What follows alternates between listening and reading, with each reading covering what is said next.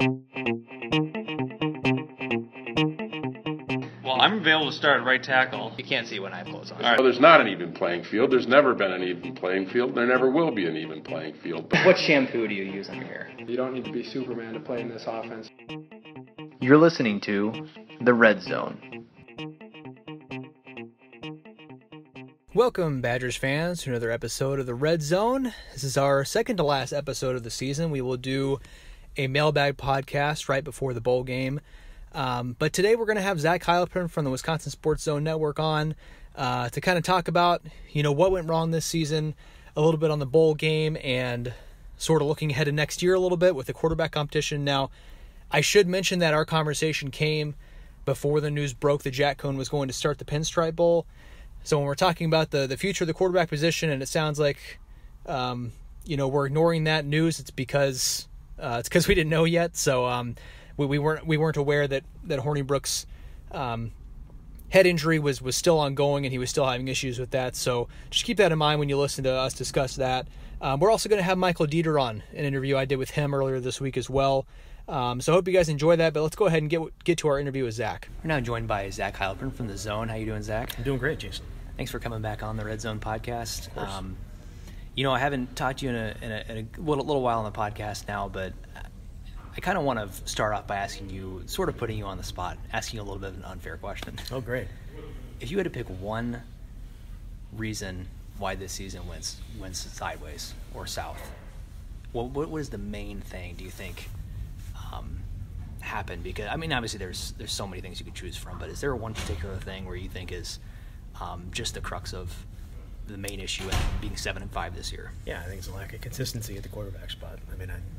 We saw good things out of Alex when he was at Iowa, but there were a lot of poor play out of the quarterback spot, a lot of it this year, and that's where everything starts. When you have a running back that goes for close to 2,000 yards, that's not the problem. The running game's not the problem. Pass protection has been an issue, but again, the consistency in the passing game, and that has to go on the quarterback more than anybody else. And even when Alex wasn't in, Jack wasn't very good against Northwestern or Penn State either, and for the most part against Purdue. So it was a quarterback issue in my mind. Yeah, I think I would agree. in terms of the number one ranking, yes. And we would go through the list. But and I honestly, I think offensively speaking, you could point to a few other things. You could point to the fact that the receivers didn't have a good year either. I think the offensive line's probably been better than they've been given credit for. Obviously, they didn't live up to their expectations in the preseason, but I still think they were a really good unit. Well, they think they did. We asked Tyler about it, and he said, "Are we better than we were last year?" Yeah, turn on the tape. We're better than we were last year. And David Edwards said the same thing as well. No, were they perfect? No. Did they accomplish all their goals that they had as a team? No. But he thought offensive line wise, they were better this year than they were last year. Yeah, I thought they were good. It's just that the pass protection issues stand out. Yeah, and especially particular games like Penn State. Yeah, they were just. I felt like they were maybe.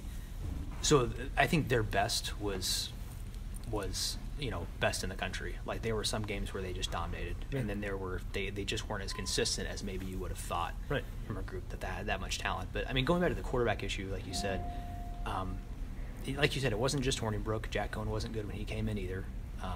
But looking ahead, I would expect Hornibrook to play this last game. You don't want to burn Cohn's red shirt, but I can't imagine there's not a quarterback competition in the offseason from what we've seen from Hornibrook. Now, we talked to Hornibrook last week, and he said, he indicated that there was a chance that injuries, whether it was his back or his head, played a factor in him, his play on the field this year. It may have, it may not have, is what he said. But I don't know if that's, we can't really just say, oh, he was injured this year, that's why he was playing poorly. I think that I have to imagine there's a quarterback competition. But again, somebody's got to step up, whether it's Cohn taking steps forward to challenge him or whether it's Graham Mertz coming in and competing for that job. Do you agree with me that there's going to be Chase Wolf, Danny Vandenboom? Do you agree that there's going to be a competition, and who do you think is involved in that competition? I'm not gonna pretend to think I know what Paul Chryst is thinking. You know what I mean? I don't know that. It's hard for me to believe that you would just say Alex Hornibrook is our starter and no one else is going to have a chance because they all talk about competition, and competition's important. Jack certainly is going to be in that. I think he has a higher ceiling physically than Alex does. There's no doubt about that. There's no doubt about that. Physically, he's at a higher level. I don't know about Chase Wolf. We haven't seen Chase Wolf. We saw a little bit of Danny Van Boom. Throw them all in there. But then, throw Graham Mertz in there too. He's going to get here next month. He'll be going through all those spring ball. He'll be going through all the winter conditioning. Throw them all in there and play the best one. Don't just play Alex because he's been the starter for 3 years, or don't just play Jack because you liked what he did in the final 2 drives against Purdue. You know what I mean? Like play the guy that performs the best, and whoever it is, if it's Alex Hornibrook, that's unfortunate for Wisconsin. I mean, that's unfortunate, but that's what it is. You play the best guy. Don't just give it to him because, and I don't think Paul would. Yeah. I'm just saying, play the best guy. That's kind of the issue with trying to predict how this is going to play out, because the 2 guys we've seen, which we mentioned, Hornibrook and Cohen, weren't good this year, and the other 3 guys we haven't seen enough of. Because I think a lot of people don't realize that we don't get to watch practice throughout the season. A lot of times ask me how someone's been looking at practice recently, and we get like the first 2 weeks of fall camp. We get spring practice and the first 2 weeks of fall camp, and that's it. And so we saw Chase Wolf for 2 weeks in the fall, and he wasn't even getting any team reps. So we really haven't seen any of him. Same with kind of Van Boom. Haven't seen him a whole lot, even though he's been here a couple of years, and of course Mertz isn't even on campus yet. So I think it's difficult to kind of predict how this is going to go, and you can't give 5 guys reps either. No. So it's going to be really interesting when come the spring, kind of how those are divided up and kind of who's in there right at the beginning. That's a good point, and it's going to be up to John Budmeyer and Paul Chris to decide who deserves those reps in the spring. I will caution this, and I think I've said this a number of times, is I think everyone's expecting Graham Mertz to roll in here and start. Yeah. I don't. You know what I mean? Like, first of all, Wisconsin hasn't had a starting freshman quarterback, true freshman, since 1991. Like, it's been that long since they've actually started a true freshman at quarterback. Throw that out the window. If you watched him play, he's got some things to improve on. You know what I mean? Yeah. Like, and things to get used to. His offense that he plays in right now is a check with me offense. It's a spread, check with me. But when I say that, look over at the sideline, and the coach tells us what to do based on what they see. It's shotgun. I didn't see him take a single snap under center in the 3 playoff games that I watched. So, and he's got a nice arm, but I don't think it's like an overpowering arm where he's not Nate Stanley in that respect, where he's got the big arm. So there's a lot I think he's got to. It's difficult to walk into Wisconsin and start as a true freshman based on the offense. We'll see what happens, but I think anybody expecting that just to be the foregone conclusion because you don't like Alex Hornibrook or you don't like Jack Cohn or you don't like any other quarterbacks, I would hold off on that. You talk about him taking every snap out of the shotgun. That was the thing with Jack Cohn too. I mean, there was an adjustment period for him in that, and I think he's still adjusting to that. I mean, I asked him about that, when after the Purdue game, because it was after the Penn. I think it might have after the Purdue game, where he looked more comfortable in the shotgun than he did under center. And they had a lot of success out of the shotgun late in that game against Purdue. It is, but he said, when I showed up, yes, but now I feel good in both, which I don't believe. When you play your entire high school career out of shotgun, and you spent 1.5 years or 2 years, in shotgun and under the center, it's a little bit different. Yeah, and I also think I think I mentioned this on a Mailbag podcast recently, but I think a quarterback competition could be the best thing for Hornibrook too. I mean, I think that he's a guy that hasn't had competition since his freshman year. I think sometimes that brings out the best in people, and maybe if he gets pushed by 1 or 2 of these guys, maybe he still wins the job and kind of brings out a different level in him as well. So, I think it would be good for Wisconsin, even if Hornibrook ends up being the starter again, if there is a true competition and he has to fight for it. So, defensively, I feel like they kind of got better and better as the year went along. I think there's a lot of positives to take defensively, especially in the secondary. How impressed have you been with some of those younger guys in the secondary recently? Well, I think the redshirt rule helped them significantly in that respect, because there were times that without it, as Jim Leonard spoke about it last week, that they may not have been able to make it through a game because without burning a red shirt here and there, whether it was Dante Burton or whatever it is. But without the red shirt rule, I'm not sure they ever Rashad Laugus ever gets a shot. You know what I mean? To get an opportunity. Now injuries kind of force that, and guys leaving and that type of stuff. But you have to be. I don't want to say overly excited, but you have to be glad that the steps I thought they made throughout the year, and all those guys are back except for Dakota Dixon. And Dakota missed a bunch of time, and I don't think he necessarily played at an extremely high level when he was out there. They overall defensively, they got to replace all the guys that earned any kind of recognition in the That's true. postseason. Van Ginkel, Edwards, Connolly, Dakota Dixon, obviously Olive Songapolu as well. You have to replace those 5 guys, and there's not a whole lot of proven names that are there. But in talking to Chris Orr, he's really excited about some of the young guys that are. He used the term dogs, a lot of dogs, especially in the secondary, as you asked about, with Rashad Wildgoose and Dante Burton and Madison Cone, and Scott Nelson hopefully can stay healthy and take an extra next step, and we'll see Colin Wilder, the safety who had redshirt this year. Jim Leonard mentioned him, so they have a lot of different options there, and then they have a couple of nice kids coming in too. So it's a young group, and I think we're going to see a pretty big jump. At least in my opinion, we'll see a pretty big jump next year. Is that dogs, D-O-G-S, or D-A-W-G-S? D-A-W-G-S, okay. Dogs. Yeah, dogs. That's what I thought. Yeah. I'm not very hip. No, well, I assume it's D-A-W-G-S. Yeah, I guess we don't really know. No, we don't. But we're not young anymore. The way he said it. Yeah. Okay.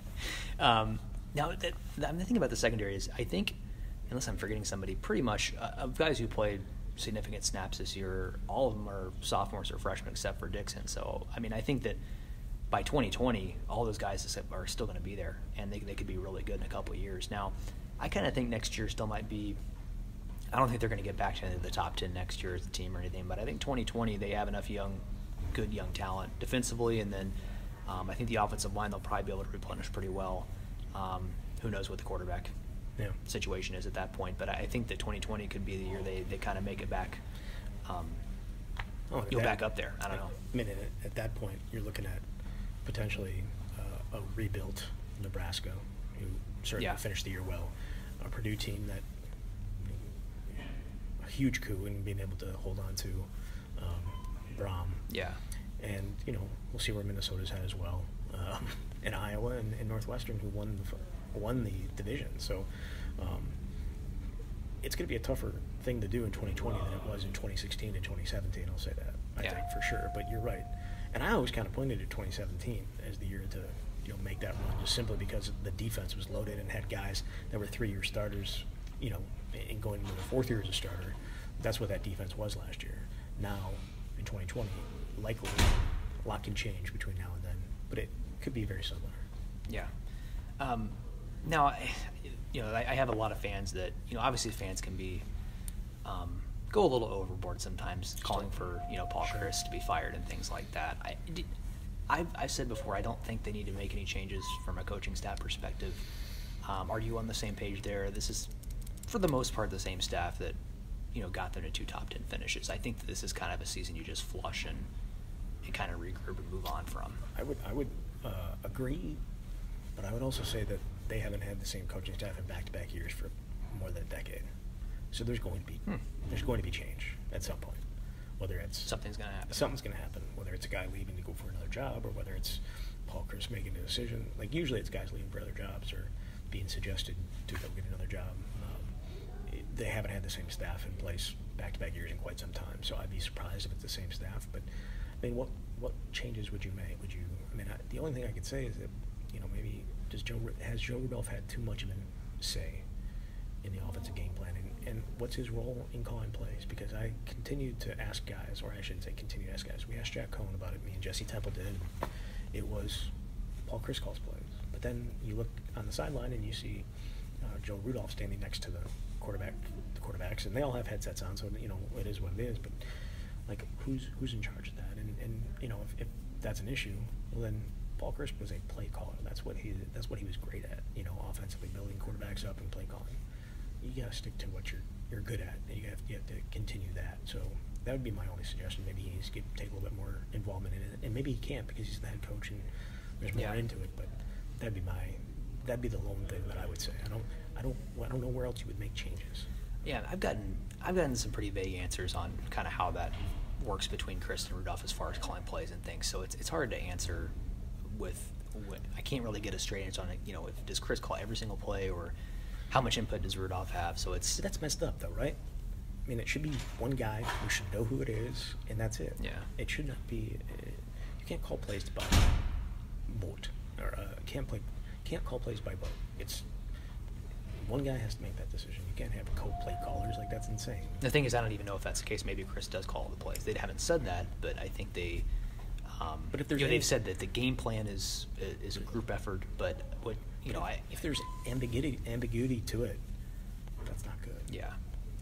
Yeah, I think I guess if I were to make one, if they did make one change as far as switching a position coach or coordinator or whatever, I guess you could maybe look at but with Bobby April, the outside linebackers haven't. A lot of that's because they lost a lot of talent there with Garrett Dooley and Leonard Jacobs. Think about the talent that they've lost at that spot the last 3 years. Yeah. All 5 of those guys, 4 of those guys are in the NFL. Actually 5, because I think Dooley's on a practice squad now. They're all in the NFL. T.J. Watt, Joe Schobert, Vince Beagle, Leon Jacobs. Like, that's a lot of talent to lose and to expect it just to be great. It's a little tough, especially when your best guy's injured. And I've written about this a couple of times this season, but talking to some of those guys, they did kind of change some of their technique in the run game to kind of play multiple gaps rather than just setting that hard edge and funneling guys inside. And it seems like sometimes they gave up the edge a lot more this year than they have in the past, and at times it didn't really work. Now, maybe after a transition year, maybe they kind of get that down and things kind of clean up a little bit. Maybe some of those younger guys get a little more experience, and you get another year in that new technique, and it works out. So, I don't think that's going to happen. I think they'll stick with it. Like you said, maybe there'll be a change at some point just because stuff always seems to happen. Yeah. But I don't see anything specifically that I would go to right now. But I guess we should talk about the bowl game a little bit before we go. Do we have to? Okay. Meant to get to it a little sooner, but this is I was surprised that usually they try to avoid bowl rematches, so I was a little surprising that it was Miami again. But it's obviously not as exciting as last year when they were playing in the Orange Bowl. Do you see Wisconsin's offense? Obviously this is a Miami team that's been struggling this season, like Wisconsin has, and they went through a bad losing streak in October and November, but they still have one of the best defenses in the country, pretty much. Number 1 passing defense. I think they're number 2 in total defense. Is Wisconsin's offense going to be able to move the ball on this team? Everything would suggest no, based on what we've seen. But then we also, before the year, I would have said, yeah, of course, they're going to score 40 points a game. It'll be all good. Yeah. We haven't seen it, and you wonder if it was,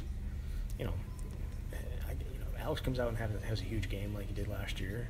Well, then maybe there's something to the injury aspect of what happened this year. But it's going to be on Wisconsin's defense to keep them in the game, because I'm not sure. I think Wisconsin will be able to run the ball. They've run the ball on pretty much everybody this year for the most part, maybe outside of Northwestern. But they're going to be able to run the ball, and Alex is going to have to make a few plays.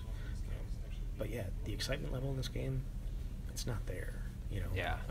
And rematches for 2 disappointing teams that had started in the top 15. Wisconsin, obviously. I think Miami was in the top 10 as well to start the year. I think they were number 9, and you have number 4, and they're both 7 and 5. The 2 most disappointing teams in the country meeting in Yankee Stadium in cold weather. Nobody wants that. Nobody wants that. I know. And so it'd be nice for them, Wisconsin, offensively. This is one more shot to fix it. This is one more shot to show that, yes, we can be a good offense. We have it potentially be great. And we'll see if they can do it. But that's pretty much the only thing in my mind thing to watch, because I'm not anxious to see pretty much anything else, which I know is horrible to say. I'm not excited to sit in an open air press box in New York City in December either. Not gonna be great, especially somebody who has to type on their. Yeah, I don't really know how I'm going to keep my hands are generally cold anyway. Yeah. And so sitting in 40-degree weather or whatever it's going to be. You're going to break out that big fur coat that you have, aren't you? I probably should. I'll have to see what the weather is. Yeah. Maybe I'll bring that one. You're going to have to bring like an extra carry-on for all your winter clothes just to be able to take in that game. Yeah. Now, I guess let me ask you about the couple of the NFL guys before we go, because Ryan Connolly's sitting out, which is going to really hurt their defense, and that's due to injury. Per UW, had to get a procedure.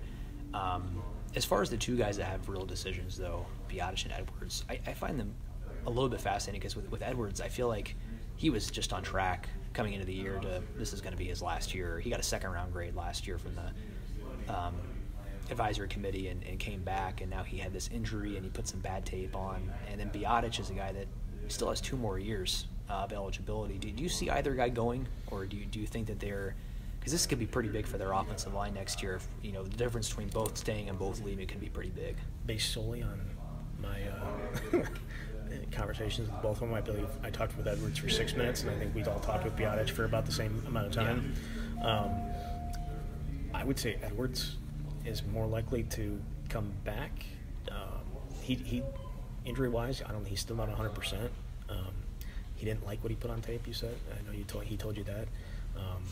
But I get the feeling like he could be a guy that could potentially come. I got the feeling that Tyler is gone. Like that's, yeah. I don't know. And again, those are just gut feelings, and I'll be completely wrong when they come out after the bowl game and one's going and one's back, or they both stay, or whatever it is. But I feel like Tyler talked about putting himself in the position last year. Talked about himself putting it in the position on the same level as the guys that got drafted last year. Comparing himself to those guys. Yeah. Yes, and he thinks he's at that level now. So, if they come back with a second-round grade, I think he's gone. He may even be gone before that because it just feels like a guy that is ready to go, both in his mind and in his play. He's one of the better centers, and I think Mel Kiper has him like the 4th ranked center in the country. Yeah, a lot of the draft experts have. Wait, what was that? He's got Deiter at 1 in terms of like the center guard. Does he? Yeah. Wow. Yeah. I didn't know that. Yeah. So that's I was telling Edwards about that, and he was just laughing his butt off because think about that, and they have him at like the number 10 tackle, So, but I mean, they're interesting decisions, and they'll affect Wisconsin significantly. But I don't think it's any. I think Tyler's made a decision. I do. I think he's probably just waiting for his grade to get it back. But I feel like he wants to go, and the way that they're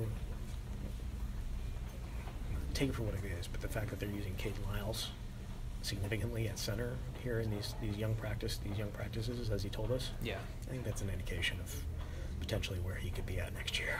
Yeah, because Rudolph did say he's he thinks he's a more natural center, but he can play guard as well. But when you look at the landscape next year, if they thought Biadasz was coming back, you got 2 guard spots open. I think he'd probably be getting a little bit more work there. So. And the thing about their offensive line is, even with those guys gone, Benishall's a consensus All-American. Deiter's, probably maybe end up being the best of them. Tyler's obviously very good, and a lot of people think very highly of David. I kind of like what they have behind them. You know what I mean? Yeah. Like Cole Van Lam sticking in there at left tackle. You'll have John Dietzen move back inside. You would think. I think that's his better spot as left guard. Caden Lyles at center, Jason Erdman at right guard, and Logan Bruss at right tackle, and then all the guys behind him, whether it's Tyler Beach, and you have Logan Brown coming in, and you have some other. They like Josh Seltzner a lot. Josh Seltzner. Before he got hurt, they were talking about Blake Smith back. So there's a lot of young, talented offensive linemen that are coming in or already here that even with all those guys leaving, I think they can still be a pretty good offensive line next year. Yeah. Well, thanks for joining me, Zach. You can follow him on Twitter at Zach Heilprin. Yep. And thanks for coming on. No problem. Thanks, Jason. Offensively, you probably guys haven't had the year you would have hoped, but do you feel like you guys still have the opportunity to kind of make it click in this bowl game? You feel like it's still there for you? You can still reach the point you want to reach? Yeah, and there's been series, there's been halves, there's been quarters where there's been games where we've been pretty good offensively, but then there's been series, halves, quarters, games where it's been inconsistent, pretty sloppy here and there. But you have to be able to learn from your good, learn from your bad, and know that in this Miami game we should have, and we expect to, just a clean, smooth offensive game, and it should be good. You get a lot of time to prep. You should be able to work out all your kinks. You should have a good game plan going into this game. So I think we still have all the pieces to have a really good game offensively, like we should have, every game, but it's a good chance for us. What do you sort of need to do to kind of reach that point? It'll be run the football well, which we've always planned on doing, and then got to throw the football well. That way you can run it even better. And that's pretty much all it is, and that's just execution. And then guys being on, protections being clean, quarterbacks, reads being solid, all that stuff. And then can't turn the ball over. Got to make sure because they feed off that momentum, turnover chain, all that stuff. That's a really big deal for them, turnovers, and they're good at creating them. So we have to make sure that we don't give them any momentum. Can't shoot ourselves in the foot with stuff like that if we want to have a clean game. Yeah. There's been this trend recently, obviously, of guys sitting out bowl games who are going to go into the NFL. Does that ever cross your mind, like, this game, I mean, as much as you guys still want to win it, like, there's a lot of money at stake for me. Like, do you think about that at all? Yeah, a little bit. I think the concern with this bowl in particular would just be, like, the field conditions, because last year the field got really frozen, and guys were having, like, a tough time getting traction. Like, if you watch the game from last year, it's kind of awkward watching them run around. And I think someone was telling me that they had a decent amount of guys get hurt. And so that's what I've heard from people. It was like, oh, do you want to play in this one? Like, a lot of people got hurt in it last year. Other than that, I haven't even thought about not playing in it. Just people telling me that, I went, oh, that's, I guess, a concern to have. But still, all I've thought about is getting a chance to play one more time with these guys. And sitting out was never even really thought about. The only reason I thought about it was because people told me about last year and how people were getting hurt. But not a big deal. That spook you at all, or? I mean, it was like, really? It was that? And then I watched the film. I remember watching it last year because it was Iowa, right? Yeah, I think it was Iowa and Boston College. Yeah, and they were like wearing tennis shoes, and like no one could run that well. Like if you go back and watch that game, the grass got like frozen, and the people are barely moving. Like they look really unathletic. And I guess it didn't really spook me, but I was like, definitely something that you got to pay attention to. Like if it doesn't feel safe, you got to make that decision. But I already have to play. What if you get there on game day and it's really bad conditions? Then you're just like, I'm sitting out now. I mean, you probably could, but I wouldn't. Yeah. I just got to play it safe. I mean, no, probably not. It'd just be. It's a risk, but who cares? It's football. What's kind of your opinion on the trend in general? Do you not necessarily look down on guys that sit out, but is it just like I get it? They're doing that. I totally get it, but I don't get it for me. I couldn't do it. Like that's awesome. People are looking out for themselves, but to me, I just don't know if. I guess maybe they weren't having as much fun playing football with their team as I did, and that's pretty much how I view that. Because all that other stuff's going to happen, either way, you'll be all right, I think. If you get hurt, you get hurt. Bounce back. Play good football when you get healthy. But I totally get the guys looking out for themselves, being safe. That makes sense when you have a career and all that money on the line. But like I said, maybe they're not having as much fun as I was. Yeah. You guys, it seems like the last 2 years there was sort of this narrative after you lost the tough games in the Big Ten title game and you didn't quite reach the playoffs. There was sort of like this narrative that you guys wouldn't show up for the bowl game because you were coming off that disappointment. I guess this year not being kind of where you expected to be, it's kind of, people could probably say the same thing. But what's sort of the key to making sure that doesn't happen for you guys because you've won 4 straight bowl games now, to make sure you show up for these games? I mean, I think the motivation's always there just simply because losing sucks. Losing any football game sucks, and especially ending your season with a loss. I've never done that yet. Us and the other guys, the seniors, haven't even done that yet. And so that's another thing too. It'd be really cool to say we went 4-0 in games that you played in, and then 5-0 technically in all the ones I've attended. And then you just want to make sure you have as much fun with the guys that you're playing with. And the only way you have the most amount of fun is if you play well and you win, because it's not as much fun when you're losing games and stuff sloppy. What's your best story of Jonathan Taylor from your time with him? I'm writing a story on him later on. Is there things that people don't know about him? He's smart. He's a really smart kid. He's actually a genius. He's really smart. But I just think, I remember not knowing a ton about him. I always ask Coach Kalaji at the end of summers with the freshmen, anyone stand out, anyone more athletic or stronger than most freshmen are. He went, you got to watch out for this kid, Jonathan Taylor, because I haven't really worked out with him when he first got here for the first 6-8 weeks. We don't really get to hang out with those guys that much until camp or the end of the summer.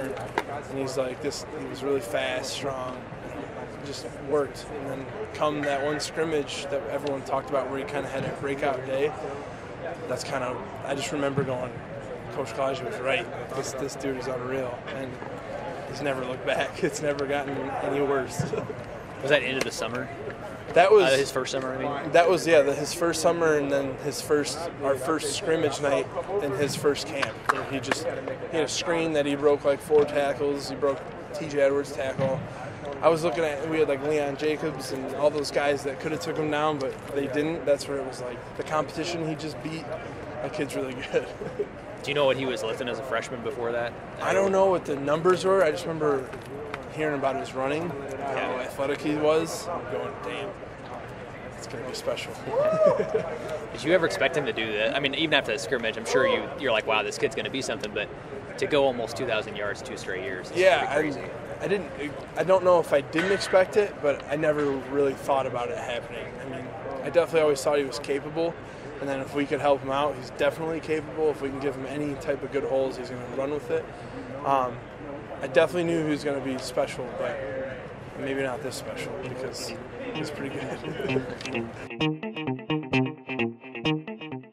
That's going to do it for this week. A big thanks to Zach and Michael for coming on. If you haven't yet, make sure you subscribe to the Red Zone on iTunes and Google Play. We only have a couple more episodes here before the season ends, but we'll have some off-season podcasts here and there, and of course when spring ball starts up, we'll have some as well. So go ahead and subscribe, and then you'll get notifications on when we have new episodes.